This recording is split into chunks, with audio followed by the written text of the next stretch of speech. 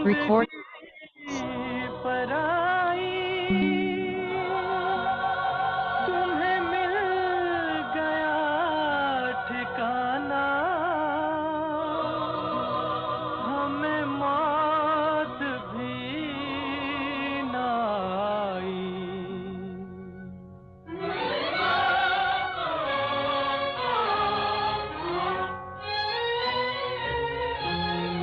ओ दूर के मुसाफिर, हमको भी साथ ले ले रे, हमको भी साथ ले ले, हम रह गए अकेले।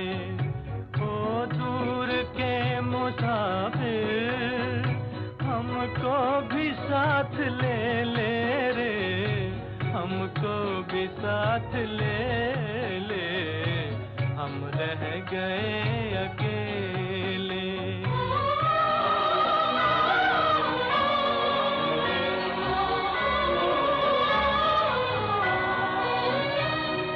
तूने वो दे दिया गम, बेमौत मर गए हम। दिल उठ गया जहां से, ले चल हमें यहाँ से, ले चल हमें यहाँ से।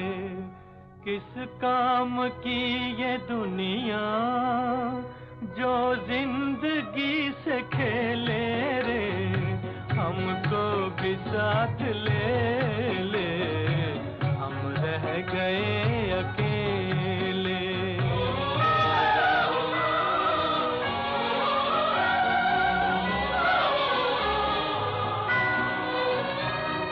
सुनी है दिल की राहें, खामोश है निगाहें, नाकाम हसरतों का उठने को है जनाजा, उठने को है जनाजा। चारों तरफ लगे हैं बर्बादियों के मेले रे, हमको भी साथ ले ले, हम रह गए अकेले। ओ दूर के ओम शांति। तो कल दूर का मुसाफिर आया और चला गया। पैसा लगा या तो ले जाए या खुद यहाँ रह जाए। तो आज बाबा अपना लेटर भेजे, हर एक को पर्सनली भेजे। तो आप सब अपना पर्सनली फील करें, इसमें वो आपको क्या कह रहे हैं। पढ़ने वाला सुनाने वाला कोई भी हो, लेकिन ये लेटर भगवान का आपके लिए है। मीठे बच्चे, ज्ञान योग की शक्ति से वायुमंडल को शुद्ध बनाना है, स्वदर्शन चक्र से माया पर जीत पाना। कल भी बाबा ने कहा था सुदर्शन चक्र, डेली कह रहे, जितना हम सुदर्शन चक्र चलाएंगे माया का गला कटता जाएगा। प्रश्न है, किसी एक बात से सिद्ध हो जाता है कि आत्मा कभी भी ज्योति में लीन नहीं होती। कहते हैं ज्योति ज्योत समाए, यानी आत्मा की ज्योति परमात्मा में या ब्रह्म तत्व में लीन हो जाती। कईयों का ऐसा मानना है। कहते हैं बनी बनाई बन रही, तो जरूर आत्मा अपना पार्ट रिपीट करती है। अगर ज्योति ज्योत में लीन हो जाए तो पार्ट समाप्त हो गया। फिर अनादि ड्रामा कहना भी गलत हो जाता है। आत्मा एक पुराना चोला छोड़ दूसरा नया लेती, लीन नहीं होती। तो गीत है वही जो हमने भी सुना कि ओ दूर के मुसाफिर, हमको भी साथ ले ले रे। अब ये दुनिया पराई हो गई है, अब यहाँ कोई किसी का नहीं। चारों तरफ बस और बस कांटे लगाने वाले हम और कांटे लगाने वाले दूसरे। अब जो योगी और ज्ञानी बच्चे हैं, जो औरों को समझा सकते हैं, वे इस गीत का ये अर्थ यथार्थ रीति समझ सकते हैं। जो भी मनुष्य मात्र है, सब कब्र दाखिल मरे पड़े हैं, क्योंकि विवेक मर चुका है। जब विवेक मर जाता है तो इंसान मरा हुआ होता है। तो ये विवेक जगाने भगवान आए। कब्र दाखिल उनको कहा जाता है जिनकी ज्योति उछाई हुई होती है, जो तमो प्रधान है, जिन्होंने स्थापना की है और जन्म बाय जन्म पालना अर्थ निमित्त बने हुए हैं। उन सब ने अपने जन्म पूरे कर लिए। आदि से लेकर अंत तक किस किस धर्म की स्थापना हुई, हिसाब निकाल सकते हैं। हद का जो नाटक होता है, उसमें भी मुख्य ड्रामा के क्रिएटर, डायरेक्टर, एक्टर जो होते हैं, उनका ही मान होता है। कितनी प्राइज मिलती है, जलवा दिखलाते हैं, तो उन्हीं को तो फिर मिलता है ना बेस्ट एक्टर अवार्ड, बेस्ट जो थोड़ा बहुत रोल के लिए आए, या जिसने हीरो का रोल नहीं किया, हीरो की माँ का किया, या किसी रिलेटिव का किया, या किसी कोई दुकान वाले का किया, तो उनका उतना नहीं होता जलवा। डायरेक्टर हीरो का होता है, एक्टर का होता है, सबका नहीं, मेन एक्टर जो होता है उसमें। तो इसीलिए बाबा कह रहे हैं कि तुम्हारा फिर है ज्ञान योग का जलवा। अब मनुष्यों को ये पता नहीं है कि मौत सामने है। कल भी सूरज भाई जी ने वार्न किया कि आने वाली स्थिति कई कई परीक्षाएं लेकर आने वाली है, भयावह स्थिति आने वाली है। तो हम इस ड्रामा में कितने जन्म लेते हैं, कहाँ से आते हैं, डिटेल सभी जन्मों को तो हम तुम नहीं जान सकते। बाकी इस समय हमारा भविष्य के लिए पुरुषार्थ चल रहा है, तो हमको इतना योग बल और ज्ञान बल इकट्ठा कर लेना कि लास्ट के सीन हमको देखने ना पड़े। बाबा ने कहा है, जो बाबा के मुरब्बी बच्चे हैं, वो स्वर्ग के सीन देखने में बिजी हो जाएंगे, उनको बाबा स्वर्ग में बिजी कर देगा। क्योंकि ये अनुभव है कि जब परीक्षा मेरे सामने भी आई, जो मेरे लिए कठिन था पार करना, तो बाबा स्वर्ग के सीन दिखा रहा था, और जिसको देख करके ऐसा नशा रहता था कि कौन क्या बोला, क्या बिहेव किया, क्या किया, वो फर्क ही नहीं पड़ता था। तो इसलिए लास्ट में ऐसे ही बाबा डुबा देगा, बिल्कुल अंत के सीन में, जब विनाश ही विनाश होगा, जब चारों तरफ अपने ही घर में भी विनाश तो हर जगह होना है ना, घर में बाहर में हर जगह, तो जहां भी विनाश है, सीन में मुरब्बे बच्चों को सीन सीनरियां देखने में बाबा बिजी करवा देगा। और बाबा के बच्चे बिल्ली के बच्चों की जैसे सेफ रहेंगे, जैसे बिल्ली के बच्चे टोकरी में सेफ हो जाते हैं ना, ऐसे बाबा का वादा है कि बाबा के जो आज्ञाकारी बच्चे हैं, वो ऐसे टोकरी में बिल्ली के बच्चे की तरह सेफ रहेंगे। और ज्यादा हमारे अंदर ज्ञान योग का बल होगा, तो हमारे आसपास के पड़ोसी तक भी सेफ हो जाएंगे। तो इसलिए बाबा कह रहे हैं कि हमारा है ज्ञान योग का जलवा, जलवा दिखेगा। जब मनुष्य को ये पता नहीं कि मौत सामने है, हम इस ड्रामा में कितने जन्म लेते हैं, कहाँ से आते हैं, डिटेल सभी जन्मों को तो हम तुम नहीं जान सकते। अब हम हर एक जन्म को तो नहीं जानते हैं ना। बाकी इस समय हमारा भविष्य के लिए पुरुषार्थ चल रहा है। देवता तो बनेंगे, परंतु किस पद को पाएंगे उसके लिए पुरुषार्थ करना है। तुम जानते हो, इन लक्ष्मी नारायण ने 84 जन्म लिए, अब यह जरूर राजा रानी बनेंगे। फीचर्स भी जानते हैं, प्रैक्टिकल में साक्षात्कार कराते हैं। तो बाबा ने प्रैक्टिकल में साक्षात्कार करवाया कि ये देखो, ये महालक्ष्मी है, ये नारायण है। तो भक्ति मार्ग में भी साक्षात्कार होते हैं, वह तो जिनका ध्यान करते हैं उनका साक्षात्कार होता है। जो जैसी भावना रखता है उसको वैसा साक्षात्कार होता है। अब जीसस कोई भगवान नहीं, हनुमान कोई भगवान नहीं, लेकिन अगर किसी की भावना इनमें है तो उनको इनका ही साक्षात्कार होगा। अब यह जरूर राजा रानी बनेंगे, फीचर्स भी जानते। हाँ, तो श्री कृष्ण का सांवरा देखा, उनका ध्यान करेंगे तो उनको सांवरा श्री कृष्ण ही दिखाई देगा। लेकिन श्री कृष्ण ऐसा सांवरा है नहीं। मनुष्य इस बातों का ज्ञान तो कुछ भी रहता नहीं। अभी तुम प्रैक्टिकल में हो, सूक्ष्मतन में भी देखते हो, वैकुंठ में भी देखते हो। आत्मा और परमात्मा का ज्ञान है, आत्मा का ही साक्षात्कार होता है। यहाँ तुम जो साक्षात्कार करते हो उसकी तुम्हारे पास नॉलेज है, बाहर वालों को भल आत्मा का साक्षात्कार होता है परंतु नॉलेज नहीं। वह तो आत्मा सो परमात्मा कहते थे। आत्मा स्टार तो बरोबर है ही। ये तो बहुत दिखाई पड़ते हैं। जितने मनुष्य हैं उतनी आत्माएं। मनुष्य के शरीर इन आंखों से देखने में आते हैं। आत्मा को दिव्य दृष्टि द्वारा देखा जा सकता है। मनुष्यों के रंग रूप भिन्न भिन्न है, आत्माएं भिन्न भिन्न नहीं, सब एक जैसे ही है, सिर्फ पार्ट हर आत्मा का भिन्न भिन्न है। जैसे मनुष्य छोटे बड़े होते हैं वैसे आत्मा छोटे बड़े नहीं होते। आत्मा की साइज एक ही होती है।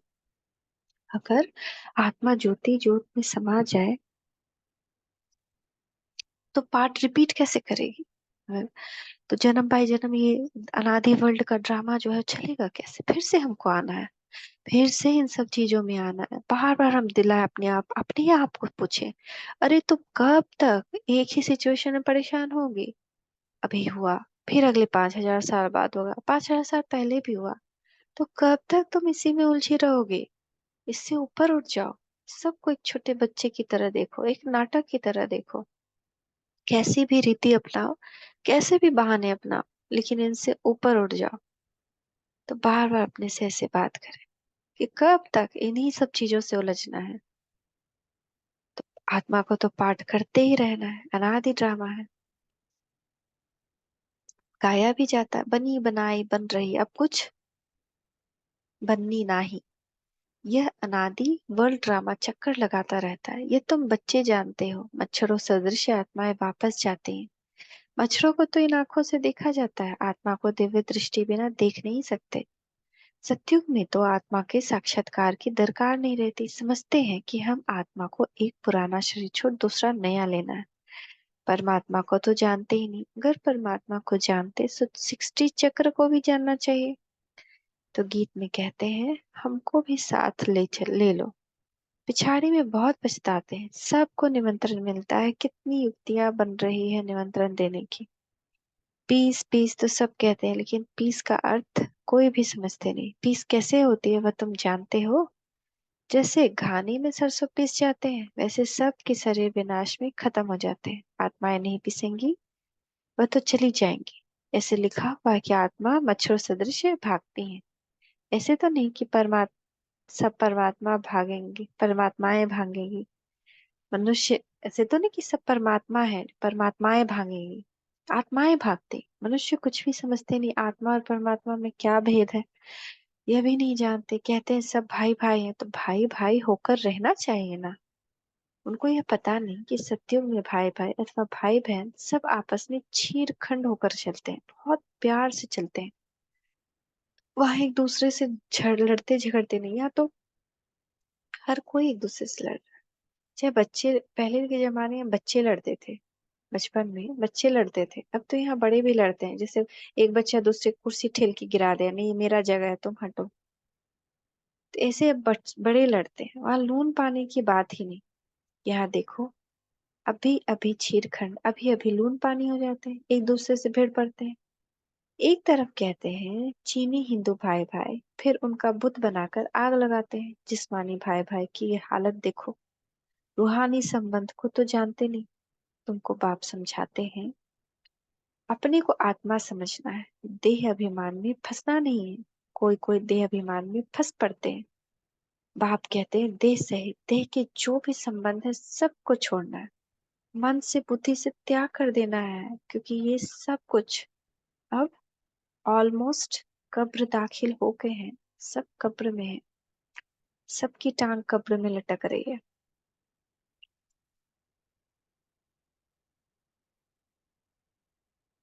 यह मकान आदि सब भूलो। सिर्फ देह सहित देह के संबंध नहीं, मकान को भी भूलो। हम कभी कभी मकान में अटक जाते हैं। ऐसा ना हो कि हम मकान में अटक जाए तो उसी मकान में भटकते रह जाएंगे। उस मकान को भी दिल से त्याग कर देना है। सब बाबा का है और हम इसमें बस एक सेवाधारी हैं। उसके किसी एक चीज से भी मोह नहीं, पेड़ पौधों से भी मोह नहीं कि ये सूख जाएगा तो क्या होगा, ये क्या होगा, नहीं। सब कुछ खाली कर दे, मन से बुद्धि से सब खाली। इसीलिए दुबई में आना था तो सब खाली कर दिया। सब कुछ प्लांट किसी न किसी को दे दिया कि मेरा किसी में मोह न ले रहे। उस वक्त ये नहीं पता था कि ये छोड़कर तो जाना ही है, लेकिन पहले ही मुझे ऐसा लगा कि सब इन सब से मोह नहीं रखना चाहिए। कुछ भी चीज और धन दौलत किसी से मोह नहीं है।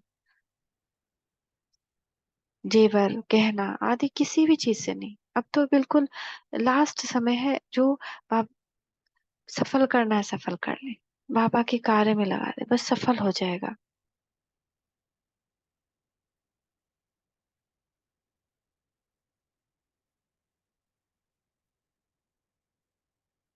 तो बाबा कह रहे हैं कि वास्तव में तुम अब परम धाम निवासी हो। तो बार बार हमको याद दिलाना है कि मैं यहाँ का तो रहवासी ही नहीं हूँ, मैं तो परम धाम निवासी हूँ। ये सब तो मुझे एक्टिंग के लिए मिला था, जैसे सेट मिलता है। जैसे कोई फिल्म की शूटिंग होती है तो सेट तैयार किया जाता है, वो किसी का अपना घर नहीं होता है, वो सेट रहता है जो भगवान देता है, डायरेक्टर देता है।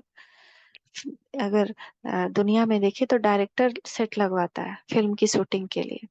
तो ऐसे ही दुनिया का सेट है जो भगवान ने हमको दिया, को एक्टर्स दिए। तो वो हमारे नहीं है, वो हमको एक्टिंग करने के लिए मिला है। ये बात भूल जाती है, बार बार भूल जाती है। तो हम किसी न किसी चीज के इफेक्ट में आ जाते हैं। अगर ये बात बार बार हम एवरी आवर अपने आप को लगा याद दिलाए, आप घर जाना है, अब घर जाना है, इसकी धुनी नमा दे, मैं परम धाम निवासी हूँ, यहाँ का रहवासी नहीं हूँ। ये सेट था भगवान की एक्टिंग की मूवी के लिए, बाबा ने ये सेट तैयार करके दिया था। कभी वो सतयुग का सेट रहा, कभी वो द्वापर का सेट रहा, कभी वो त्रेता का सेट रहा, कभी कलयुग का, अब संगम का सेट है, जिस सेट पे खुद डायरेक्टर आकर रोल करता है। तो कितना बड़ा बात है। ये कभी कभी दिखा है ना कि फिल्म का डायरेक्टर, जैसे सुभाष घई वगैरह कुछ फिल्म में भी आकर एक्टिंग करता था। तो ऐसे ही ये दुनिया का जो बेहद का ड्रामा है, इसमें भगवान का भी रोल है, वो भी आकर इसमें एक्टिंग करता है, उसको भी मजा आता है। ये भगवान का बहुत सुंदर एक्टिंग है।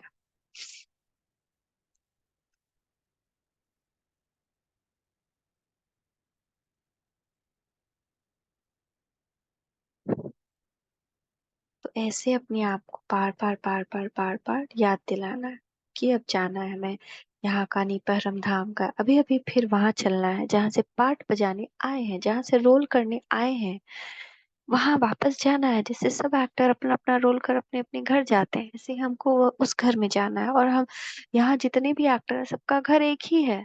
सबसे बड़ी आश्चर्य की बात तो ये है कि यहाँ जितने भी एक्टिंग कर रहे हैं पूरी दुनिया में, चाहे वो चेन्नई में एक्टिंग कर रहे हो, दिल्ली में एक्टिंग कर रहे हो, मुंबई में एक्टिंग कर रहे हो, हम जितने भी आत्मा हैं, सबका घर एक ही है। तो हम सब तो पूरा वसुधैव कुटुंबकम कहते हैं ना। तो कैसे वसुधैव कुटुंबकम है? क्योंकि सबका घर एक है, एक पूरी धरा जो है एक कुटुंब है। सब एक दूसरे से जुड़े हुए हैं क्योंकि सबका बाप एक है।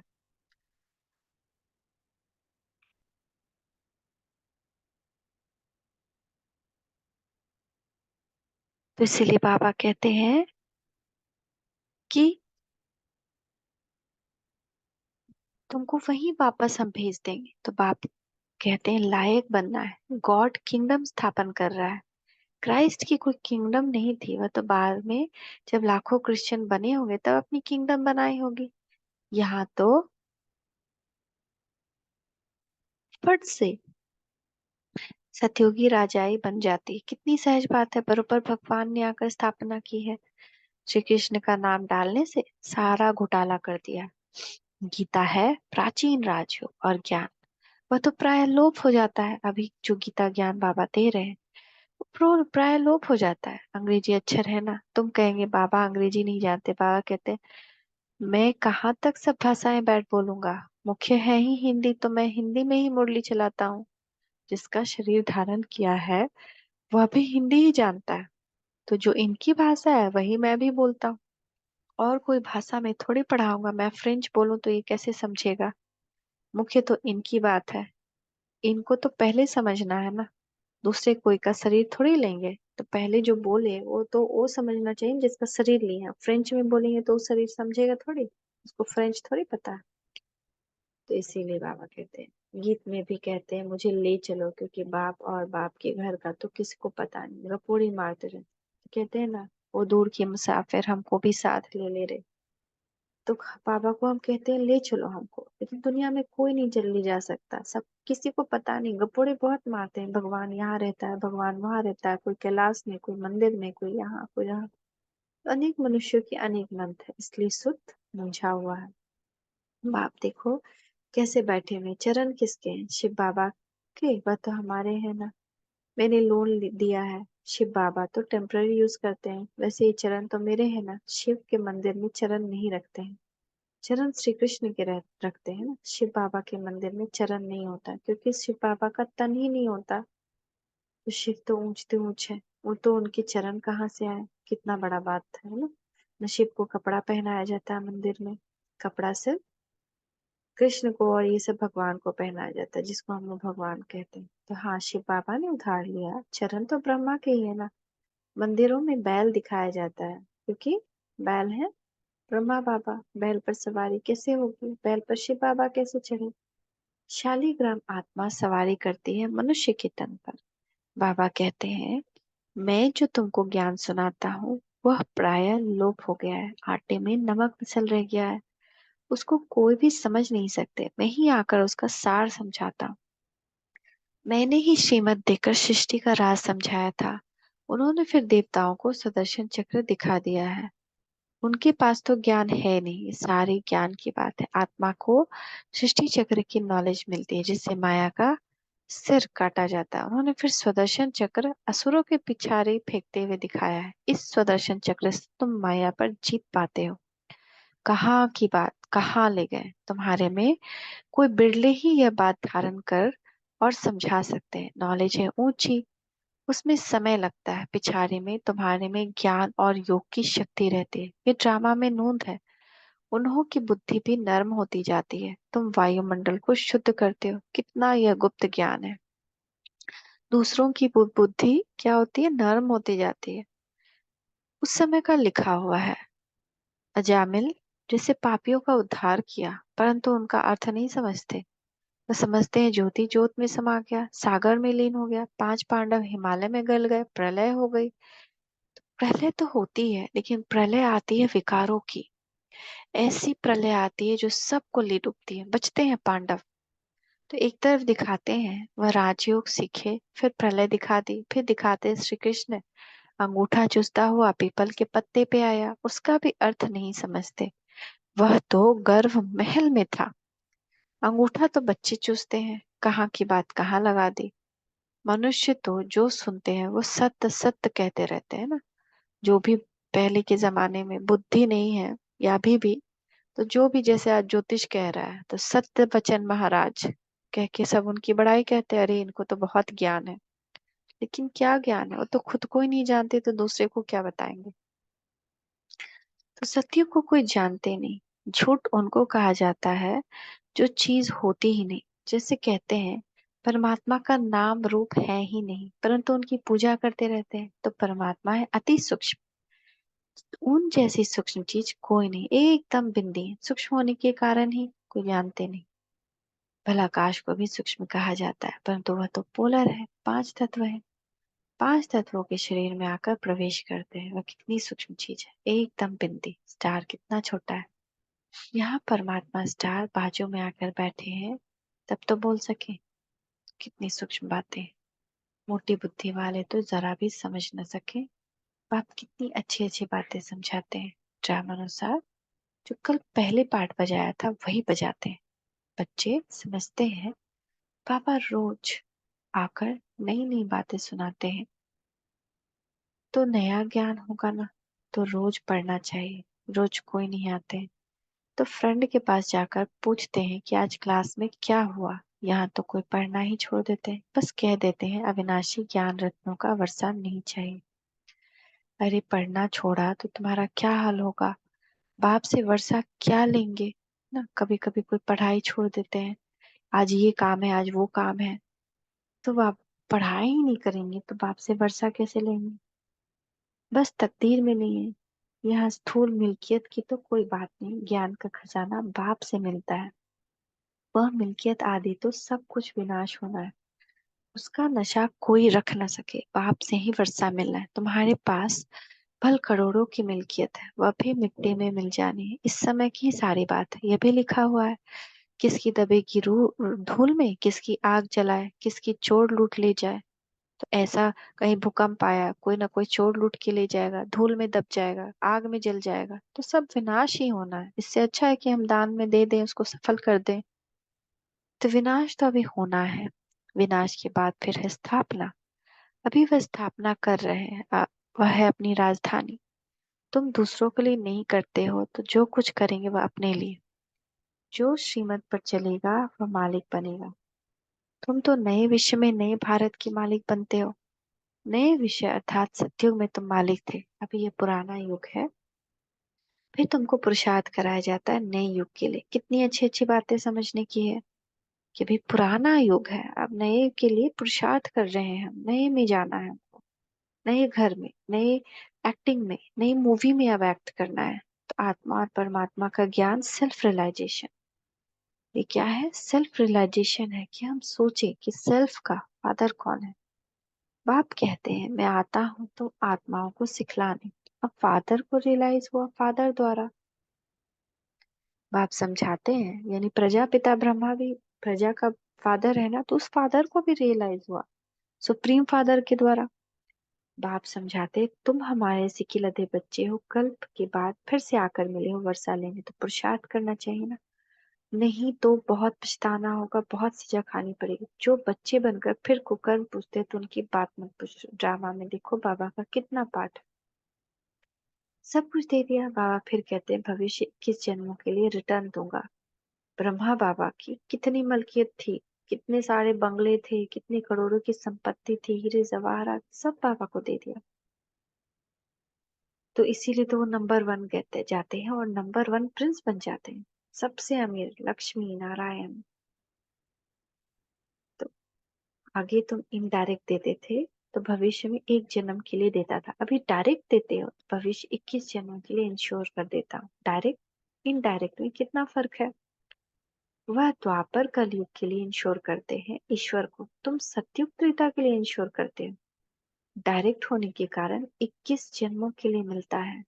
अच्छा, मीठे मीठे सिके लधे बच्चों प्रति माता पिता बाप दादा का याद प्यार, नंबरवार पुरुषार्थ अनुसार गुड मॉर्निंग। रूहानी बाप की रूहानी बच्चों को नमस्ते, रूहानी बच्चों की रूहानी माता पिता बाप दादा को याद प्यार, गुड मॉर्निंग, नमस्ते बाबा, नमस्ते, शुक्रिया बाबा, शुक्रिया। धारणा के लिए मुख्य सार, अविनाशी बाप से अविनाशी ज्ञान रत्नों का खजाना ले तकदीरवान बनना है। नया ज्ञान, नई पढ़ाई रोज पढ़नी है, वायुमंडल को शुद्ध बनाने की सेवा करनी है। भविष्य 21 जन्मों के लिए सब कुछ अपना इंश्योर कर देना है। बाप का बनने के बाद कोई भी कुकर्म नहीं करना है। आज का वरदान है, स्व उन्नति का यथार्थ चश्मा पहन एग्जाम्पल बनने वाले अलबेलेपन से मुक्त भवा। हम क्या करते हैं? चश्मा कैसा पहनते हैं? दूसरे को सुधारने का, लेकिन स्व उन्नति का यथार्थ चश्मा पहना, अपने अंदर देखना है। कोई सिचुएशन आई तो उसमें मेरे में क्या कमी थी जो मैं वहां कमजोर पड़ी। तो बच्चे स्वयं को सिर्फ विशाल दिमाग की नजर से चेक करते हैं, उनका चश्मा अलबेलापन का होता है। उन्हें यही दिखाई देता है जितना किया उतना बहुत है, एक दिन मुरली सुन ली, सुबह में सुन लिया, बहुत है, दिन भर क्या यही करते रहेंगे। तो मैं इन आत्माओं से अच्छा हूँ, एटलीस्ट एक बार तो सुन रहा हूँ। थोड़ी बहुत कमी तो नामी ग्रामी में भी है। और फिर दूसरे को देखते हैं, अरे ये तो इतना पुरुषार्थ करता है लेकिन इसके अंदर भी क्रोध है अभी तक। लेकिन जो सच्चे दिल से स्वयं को चेक करते हैं, उनका यथार्थ चश्मा, यथार्थ सोनती होने के कारण सिर्फ बाप और स्वयं को ही देखते हैं। दूसरा तीसरा क्या करता है ये नहीं देखते। मुझे बदलना है, इसके लिए मुझे पुरुषार्थ करना, बस इसी धुन में रहते हैं। वह दूसरों के लिए एग्जाम्पल बन जाते हैं। तो स्लोगन है, हदों के को सर्व वंश सहित समाप्त कर दो। किसी भी हद में दिमाग नहीं जाए, हर हद को उसके अंश वंश सहित समाप्त कर दो, तो बेहद का बादशाही का नशा रहेगा। ये बेहद का बादशाही का नशा उतर क्यों जाता है? हद में चले जाते हैं। कोई तेल गिराया, कोई गमला तोड़ा, या कोई आ, डॉगी कोई पॉटी कर दिया, या कोई चिल्ला रहा है, या घर से कोई पैसा मांगने आ गया, तो सब चीज में बुद्धि जाती है ना। बहुत छोटी छोटी बात में बुद्धि जाती है। हम देखे तो हम बड़ी बात में नहीं घबराते, लेकिन चींटियों जैसी छोटी छोटी बात में हमारी बुद्धि जो है फटने लगती है। जिसमें कुछ नहीं रहते, हम बिल्कुल परेशान हो जाते हैं। तो ये सारे जो हद की बात है, छोटी छोटी अंश वंश है, इसको समाप्त कर देंगे तब वो नशा चढ़ेगा बादशाही का। ओम शांति, ओम शांति, ओम शांति।